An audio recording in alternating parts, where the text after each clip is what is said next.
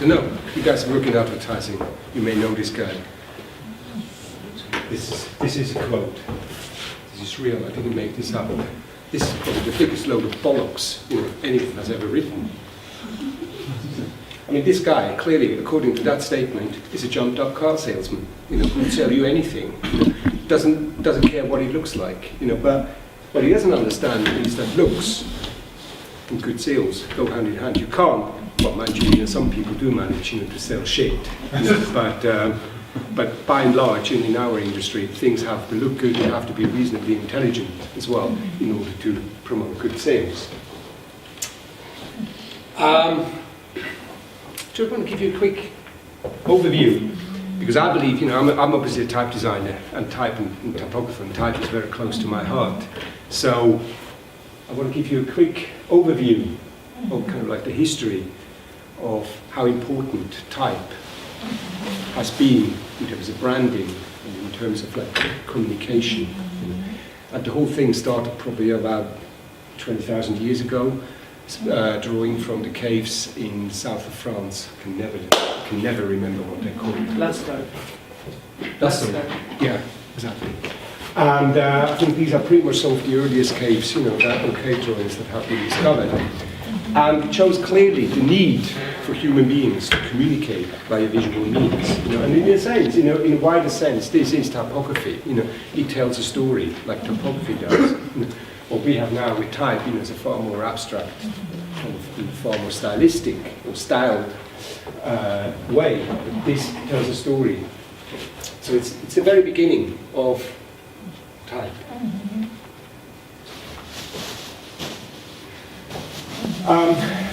Egyptian hieroglyphs, roughly about 3,500 BC. So already, already you can see a stylistic and translation of those cave drawings. So you have like the bird shape, or kind of like a snake or water shapes, but stylistic. But it's still, in a sense, a drawing, communicated via drawing. And the hieroglyphs were very much word symbols and syllable symbols. It's only later that hieroglyphic symbols were used as in an alphabetic context as well. Cut into stone, so therefore very formalistic. A further variant of the hieroglyphs is very dark. I can just about make it out. A more handwritten form of it on papyrus with reed pen and ink. And the moment it's handwritten, of course, it takes on a more fluid style and a faster style. Things go faster, therefore the shapes change, as opposed to chiseling into a stone, which is very formal, very precise. And this is really sort of like the initial makings of alphabets.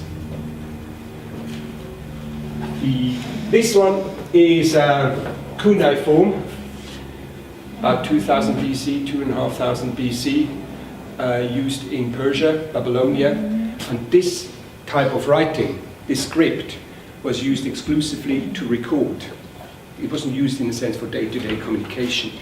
It's an alphabetic script, so each of these combinations of wedges, if you want, is a single letter in an alphabet, a part of a sound. And they were cut, by and large, into wet clay with a triangular stick and pressed in like that. That's how they're written. And it was used, say, to record stuff. For example, army goes out, you record how many people go out, record how many people come back. It was used for taxation, very important. Most scripts were invented for taxation, to record. You've got to be clear about that. The Babylonians also were great mathematicians. They actually figured out time and days and years and how the solar system works. And the whole system that we have now of time, recording time, 60 seconds in a minute, 60 minutes in an hour, etc., comes from 2500 BC. They figured all that out.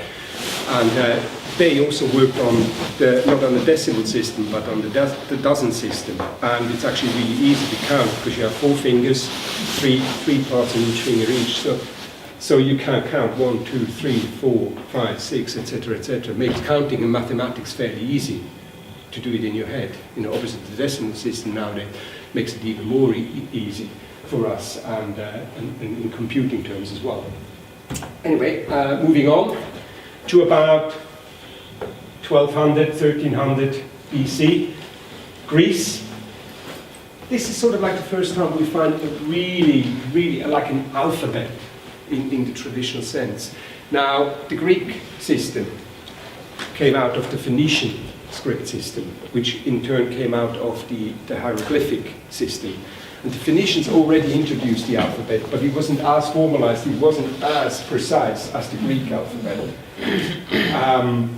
At one point, the Greeks also had a baustrophodon writing system, meaning the first line goes left to right, the second line goes right to left, goes left to right, right to left, etc., etc. But it only lasted about 200 years. And then they got rid of that. It seemed to have been too complicated. No one could be bothered, basically. So eventually they stuck to a left-to-right system. And then moving on to the Romans. And the Romans, obviously, for us Europeans and for the whole West, is the civilization when it comes to typography. This is the Roman Empire, 120 AD. And you can see it covers pretty much what is modern Europe, you know, plus large parts of North Africa. This is a huge empire. This was like 2,000 years ago. Absolutely massive empire. Now the Romans, the way they went out was basically they conquered a place. They had the army in there for a few years, and then they started converting the locals to their way of thinking, and very quickly installed a local administration so they could pull out the army and put the army somewhere else and conquer somewhere else, in the knowledge that these people would have bought in to their way of thinking, and therefore administering it the way the Romans wanted, etc., etc. And a big part of that was also bringing their alphabet, the Latin alphabet. This is just a small part of a picture of the Trajan column. Trajan column is still recognized today as probably the most beautiful piece of typography ever done. And if you look at it, I mean, it is about as close to perfection as you can get it. The way the rhythm of the type works, you know, it's kind of like narrow, wide, wide, narrow, wide. The curves in the D, or particularly in the C, I mean, the tension in that curve, it's just absolutely beautiful. It's just a joy to look at. Or just little details, you know, on the M, that slightly splayed M, you know, which just occupies a nice bit of space in that line. And they took their time everywhere they went. And one of the first things they did was, bang, put their type on the occupied people. So it was absolutely no doubt that this is now part of the Roman Empire. And they superseded everything else that was in their culture and replaced it with the Roman culture. That allowed them to build an empire as big as it was in 120 AD. Then of course, the spread of the Latin alphabet is partially due to the Roman Empire. As we have seen, it's pretty much everything of Europe, North Africa, all the way out east. But then later, through Emperor Constantine, who adopted Christianity as the religion in about 350 AD, you get the missionaries going out, and they take their Latin alphabet as well to other parts of Europe and Eastern Europe, etc., and other parts of the world, like Ireland, for example. And here we have an image from the Book of Kells, about 450 AD, 500 AD, thereabouts. And if you ever happen to be in Dublin, go to the Trinity College, where this is on display, the real life thing. It's a beauty, it's a piece of art. You have to see it. I mean, that's one of the things you have to do before you die. Go and see this. It is so beautiful. And there's two reasons why this is so important as a piece of art. One is that the Abbey of Kells got sacked by the Vikings, and at the time of writing the book. And the abbot sent the 4 scribes away through the back door across the Irish Sea with the pages they had already written to England to make sure that the book was safe. And those 4 scribes then completed the book in England. In the meantime, the abbey got completely ransacked and everyone got killed as well. But the book got saved. And the second thing is, these are 4 scribes, and 2 of them were from south of the Alps and the other 2 were from north of the Alps, believed to be Northern German. And you can actually see it in the way the type is written. Even though it's exactly the same script style, throughout the entire book you can see which one is south and which one is north. Simply by the rhythm of the type. The northerners, they were far more tight, far more precise in terms of lining up everything, whereas the southerners had a more flourishing style of writing, being a bit looser, being a bit more inventive as well. And also in terms of there's a difference in the style of those initial characters, that the northerners, again, very precise, very meticulous, whereas the southerners were much more loose, much more creative and flourishing, and more colourful as well. Some of the colours, particularly the blue that was imported, or that was used on the Book of Kells, was imported from as far as what is now Persia, what is now Iran, Iraq. So hugely expensive and hugely dangerous to get it across to Ireland as well. So an extremely valuable piece of literature. Coming back to branding, this script is called the Carolingian minuscule, and it was employed during the reign of Emperor Charlemagne, around 800 AD, thereabouts. And Emperor Charlemagne himself was said to be illiterate, but he understood the power of branding. So he made sure that every single scribe in his empire, which reached from Hamburg at the very north, all the way to Florence in the south, from the Atlantic in the west to around the Hungarian border in the east. I mean, pretty much, again, everything which is now modern Europe. Made sure that everyone used the same script style. And that way, people recognized when there was an official document, this came from the emperor's court, and this was to be obeyed. Simple. Everyone used that same script style. So, branding through typography. Now, this piece, instead of slouching on the sofa, you should actually go down on your knees and pray. The 42-line Bible by Johannes Gutenberg. This is probably the most important piece of literature for Western society. Not because it's particularly beautiful, actually the type is pretty rubbish, but Gutenberg invented printing with movable type, and the key word here is movable. That industrialized and mechanized the process of printing and instantly made information accessible to everyone. Before that, before Gutenberg, type had to be cut into woodblocks and printed. A hugely expensive and hugely laborious process. Cutting a woodblock, even someone who is actually very skilled at, would take several days to get that done. Using movable type, you can set the type, compose it, put it together. Takes a good typesetter a couple of hours to do that, no more than that.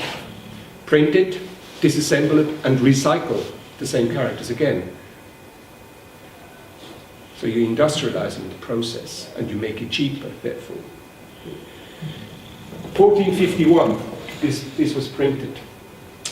50 years later, or I think it's 1501 or 1509, so thereabouts, Martin Luther puts up his 99 Theses on the church door of the Church of Wittenberg, starting the Reformation. Got to be very clear about this, that without Gutenberg there would not have been a Reformation, because simply the process of disseminating information wouldn't have been possible. Before that, before Gutenberg, all knowledge and all information was in church hands, because the church, the clerics, were the only ones who could actually read and write. So they possessed information and knowledge. By 1490, Aldus Manutius, I think I have a print picture, Aldus Manutius prints in Venice. And he, not only does he print scientific books, he also prints, just general prose and yeah, just books that you can buy very cheaply. So instantly people start to read and write. By about 1550 in Europe, something like 60 to 70% of the population were literate, which is more than you can say now.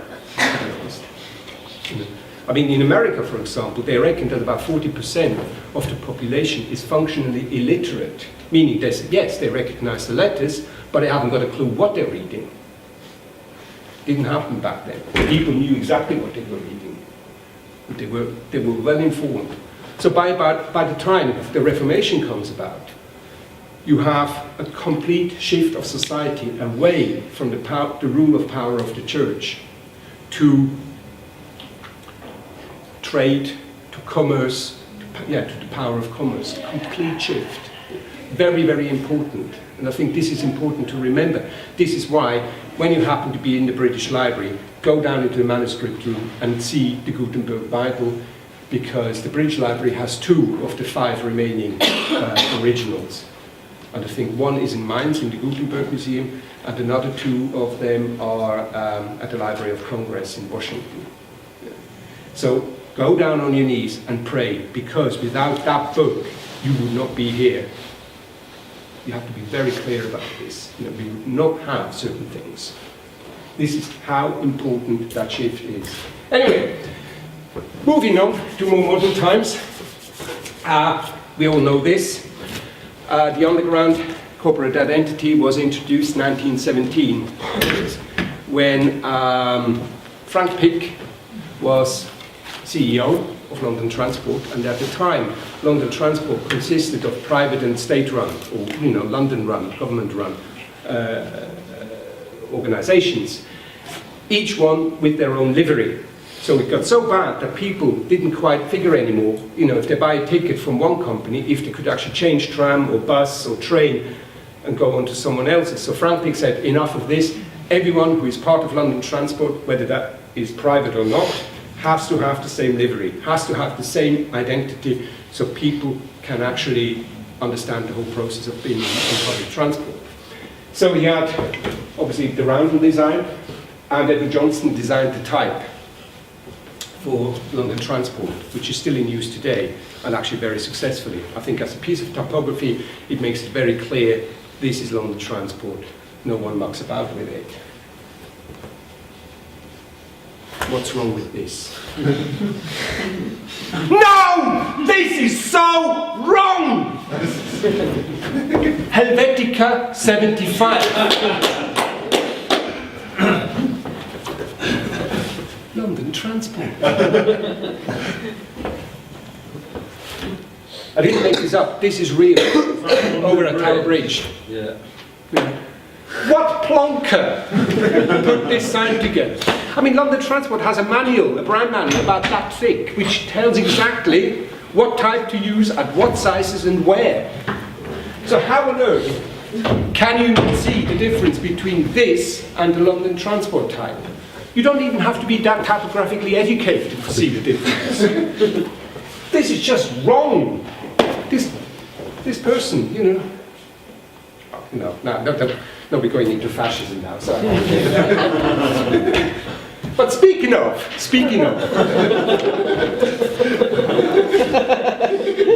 those chaps. Yes. We're going into politics. One of the things, though, is they understood branding. In my opinion, since the Romans, the best corporate identity ever, the best strategy in branding, the best public relations, the best marketing. No one did it better, and no one has done it better since. Trust me, they knew how to do it. And I've got a little film which I want to show you. Let me see how to do this. How do I close that again? Screen. Index. How do I get back to the folder? Okay, cool. Now,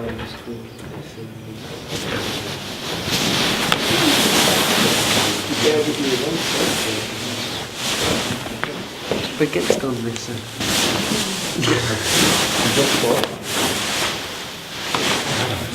Don't forget him.